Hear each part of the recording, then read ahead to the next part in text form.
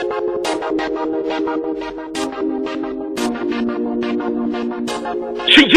it's your boy Fist in his house, bringing out a great edition of Modern Warfare 2 on YouTube for you.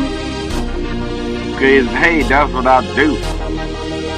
So yes, I'm not bitching, whining, complaining. It's gonna be brutal gameplay. Start off this bailout. You want to throw a grenade on that truck right there, because if you're smart enough to come from the other Flag C, then you want to go ahead and knock that shit out so you don't get blown up. Here you can see I'm using the Famas.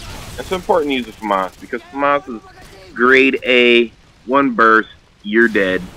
Now I used to use weapons like the M16 and burst weapons from Call of Duty 4, but as we all know, Call of Duty 4 is a different beast. Meaning that if you had steady aim on, you had a medium range to your weapons, and it was more advantageous to use steady aim for that reason alone. But the Famas is a tournament type weapon, gradable like the M16, not as strong as previous weapons and previous Call of Duty series games. So it's not really a rushing weapon. It's more or less a, move up, secure position, move up, secure position. The reason being is if you go past a certain point and you run up into a spawn, you get multiple targets. I mean, the best that you can do is maybe 1 to 2, 2 to 1, and you'll get killed. Because here's the reason behind those facts.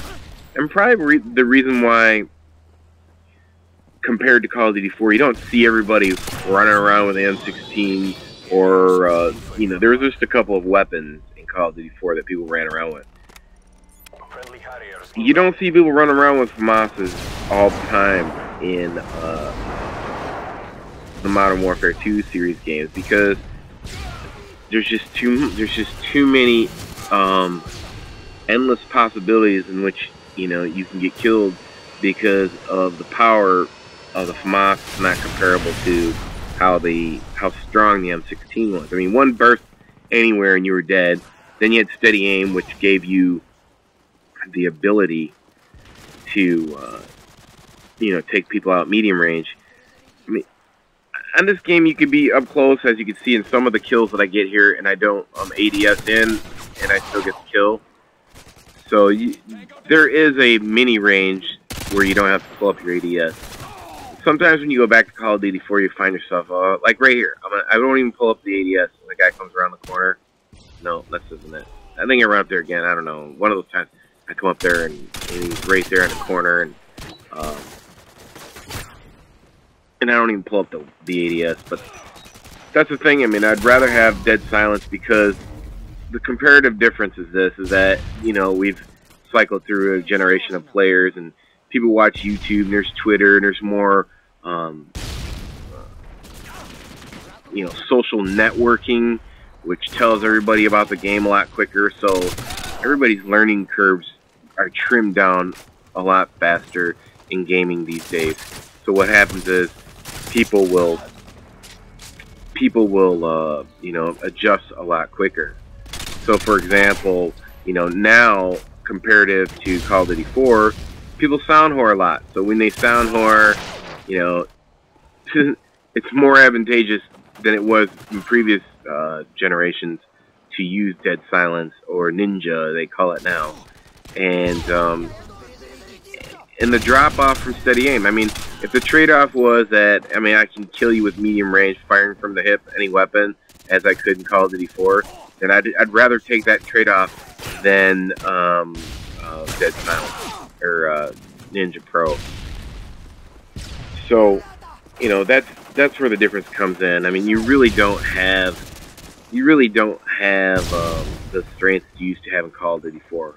When people compare, Call of Duty 4 to Modern Warfare 2, saying it's a better game, I mean, I look at Call of Duty 4, the way I think of it, it's like this. It's like, if you play Modern Warfare 2, and then you go back and you play Call of Duty 4, it's kind of like going from Modern Warfare 2 to Halo 2. It's like, you look at the graphics, and they're just so plain, and the weapons are just like, okay, this weapon can kill you in this much, and it's like you don't have all the distractions in Call of Duty 4 that you have in Modern Warfare 2. I mean, you got fucking shit blowing around in your face, there's trees, there's bushes, there's fires, there's reeling, there's ground shaking. I mean, there's so much more in Modern Warfare 2 that you have to adjust to, and they might be minuscule things, but the facts are, it's just all those things add up, and you can lose by the margins in Modern Warfare 2. And I think, listen, fucking idiot, just laying in the doorway. One thing Call of Duty 4 they didn't fix. Look at that, fucking died because of it. But here, you'll see right here, I won't even shoot from the hip, or I'll shoot straight from the hip. Boom, and I didn't even have to aim in. Now there is a trick to it, and I learned this in Call of Duty 3. Now watch this. Commando fail, bitch. Watch this shit, fucking garbage can. So I'll show it to you again in slow motion. So, but here's a little trick that I learned. I'll probably show this in my other series of games. Is that, you know, when you're playing in game battles, and it reminded me of when I was playing singles game battles for the $5,000. In Call of Duty 3, I learned that once you aim into somebody, and it just makes it easier because you can stick and move. And I learned this in Call of Duty 3.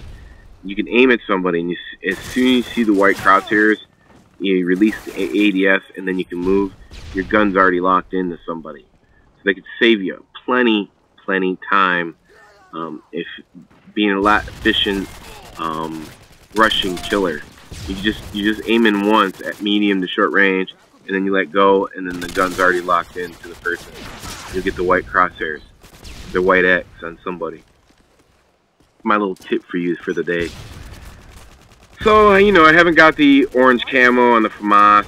I just find it that I like using the Famas sometimes. And anyways, I rambled on. I wish I had more time to talk about more stuff. Maybe I'll do some podcasting or something, and just have some debates with people and do some other things. But until next time, it's your boy, Fist in his house. Yeah, I'm out.